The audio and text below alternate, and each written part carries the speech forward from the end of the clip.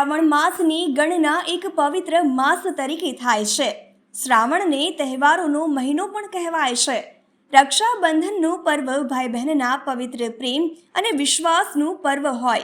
આ પર્વ ભારે હર્ષોલ્લાસ સાથે અને આનંદ સાથે ઉજવાય છે. રક્ષાબંધન નિમિત્તે બહેન ભાઈના હાથ પર રક્ષા બાંધીને તેના ભાલ પર તિલક કરે છે અને મીઠાઈ ખવડાવી મોં મીઠું કરે છે.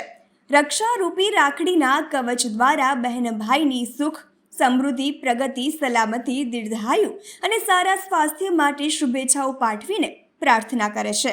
જ્યારે ભાઈ પણ બહેનની લાજ સલામતીની જવાબદારી સ્વીકારીને બહેનના રક્ષણ માટે વચનબદ્ધ થાય છે તેમજ બહેનને પોતાની યથાશક્તિ ભેટ પણ આપે છે.